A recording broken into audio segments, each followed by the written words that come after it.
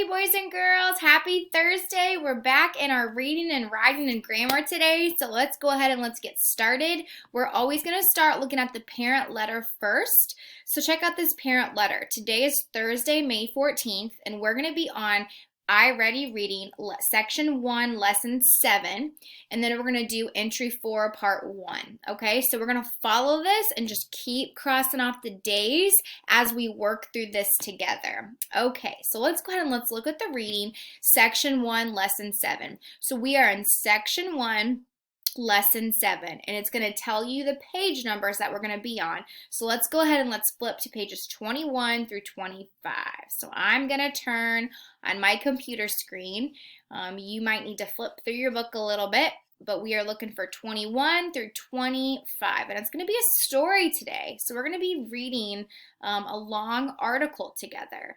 Now, before we get started, I want to make sure we're focused on our teaching points for today. So remember, as good readers, we're constantly trying to think about the sequence of a story, and we're going to notice and we're going to note whenever we see transition words, which signal in our brain when something is happening. So when we see words like first, next, then, finally, last, if we see dates, those are going to be important because dates go in number order, which is going to explain when something happens. Now remember, this is especially important in biographies, historical fiction, expository text, because it's real and we need to know when certain dates and events happened, okay?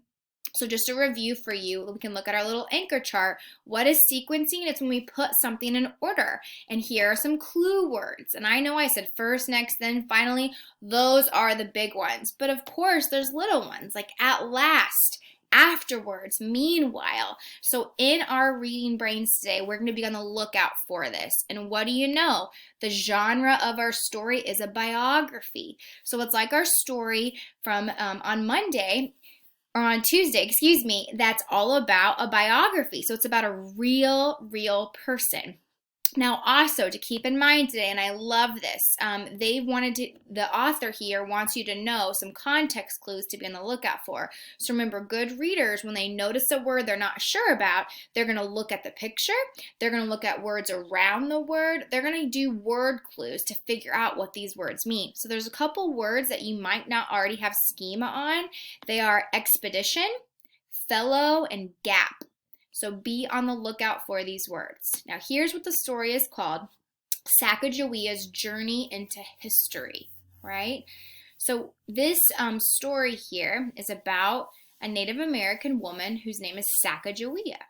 Now you might have actually seen a coin like this. Maybe you have one. That's schema. That is Sacagawea, okay? And this is kind of a longer article. I'm going to flip with you. There's some really good pictures to notice and note here. We have Lewis and Clark, which we've learned about them earlier. Last week we talked about them. Look at this postage stamp in 1994 was issued about Sacagawea. And it's going to keep going. Wow, we even have a timeline. And this timeline starts when she was born in 1788, and you can see as the dates progress, events and things are happening. So we're going to look at this a little bit closer. And then the last 2 pages, we're going to be doing some think through of some of these questions. And we have some matching. So this is a big deal because we have to know when these things are happening. So when I see the date 1803, May of 1804, I'm going to highlight it or I'm going to underline it. So when I have to answer these questions, it's going to make it that much easier for me to actually answer these correctly. Okay, and that's where we're going to stop. So we're going to go to page 25. So let's go ahead and let's start reading this together. Now you're going to do some of this on your own, but let's start as a team here.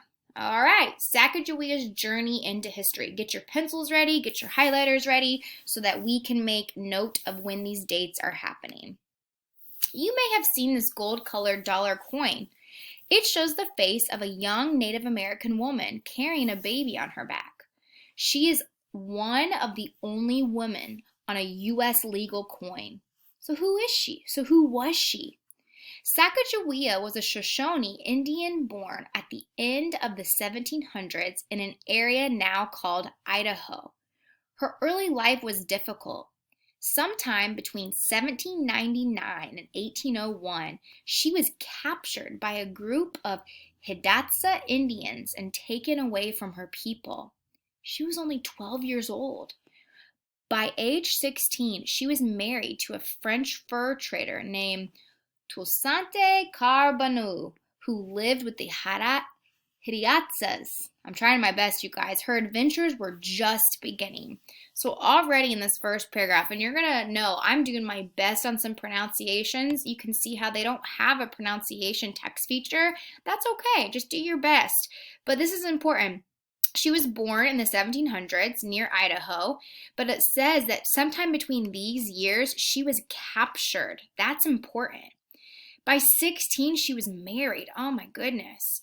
In 1803, President Thomas Jefferson decided to map out the newly expanded nation. He sent Meriwether Lewis and William Clark on an expedition to explore the land. There's the word expedition. So what do you think expedition means? Like an adventure, a journey.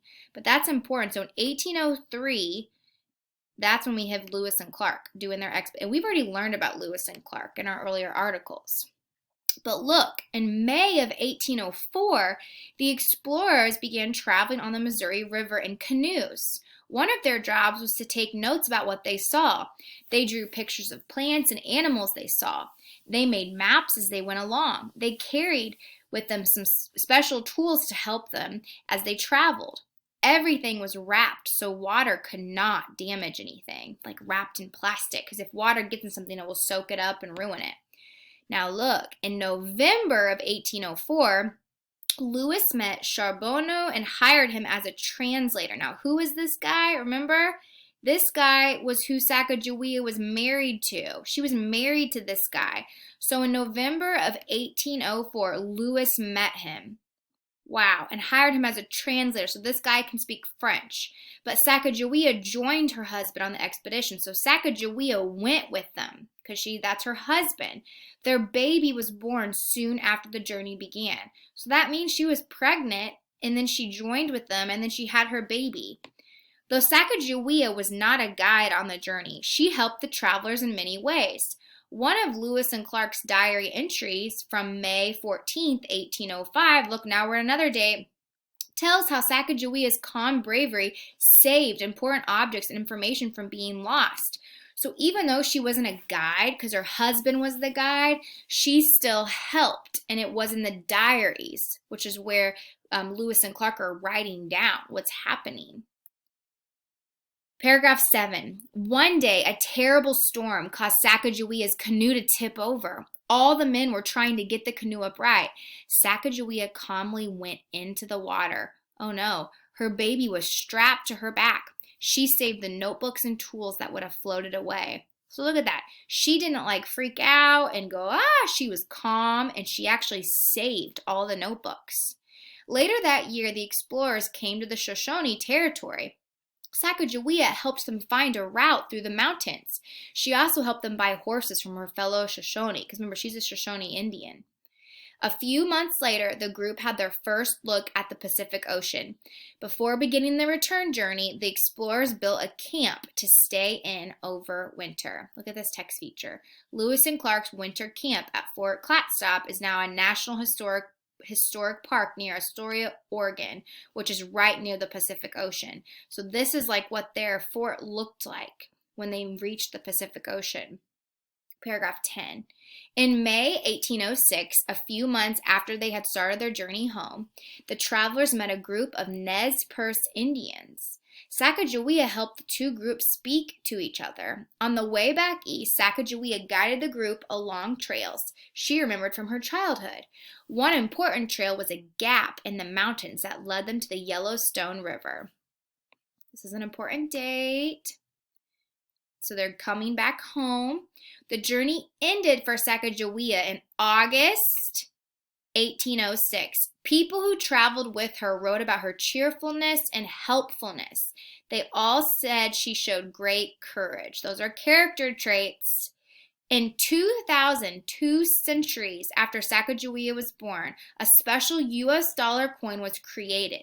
It honors brave young women who helped explore a new nation. So look, this is what the postage stamp looks like in 1994.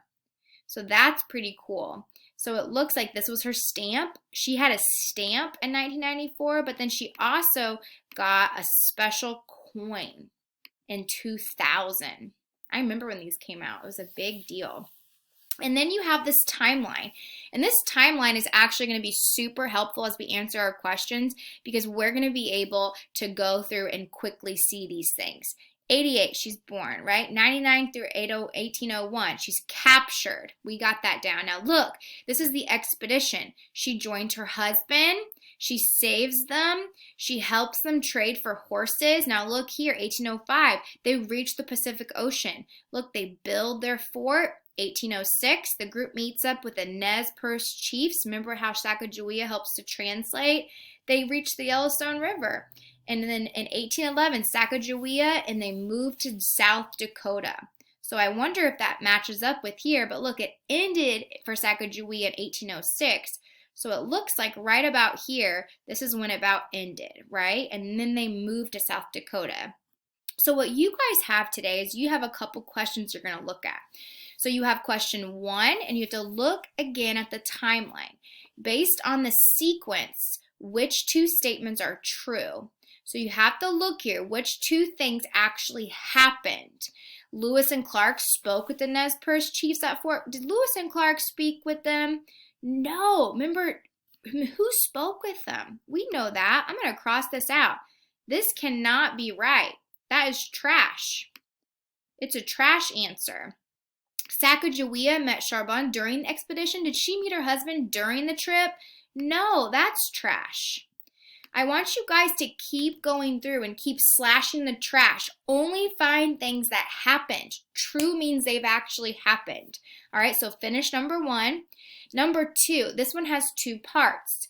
What event happened first after Sacagawea helped the explorers buy horses from the Shoshone? So what happened after Sacagawea helped the explorers? What happened after she helped them?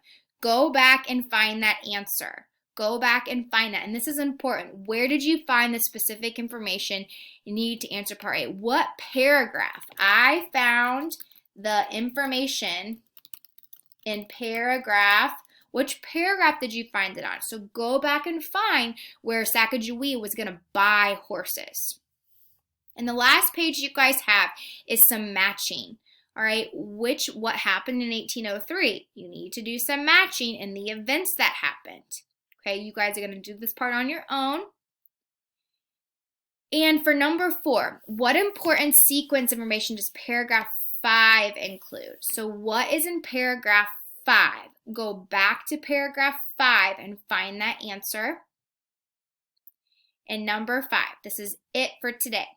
Sacagawea helped them find a route through the mountains. What's the meaning of the word route? What does route mean?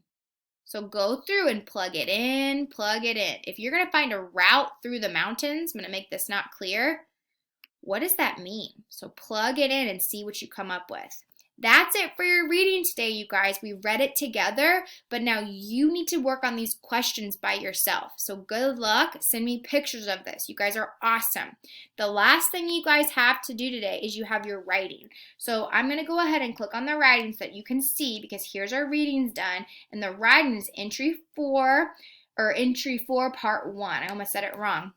And here's what it is today. You have a journal entry. You get to redecorate a room in your home. Which room will you choose? How will you choose to redecorate it? Write to describe it to others. So if you could redecorate any room in your house, what room would you choose and why? I want to know, would you do your bedroom? Would you do your kitchen? What about your living room? Would you do, I don't know, do you have a different room in your house, a special room in your house? I don't know. I know me, I think it'd be so fun to like redo a living room, right? Maybe make it extra, get something extra big in there. Some of you like love a TV, or maybe you want a game system. Tell me what you would do to redecorate. Would you paint the walls a different color? I can't wait to read your work, boys and girls. Good luck today. You guys are awesome. Talk to you soon. Bye.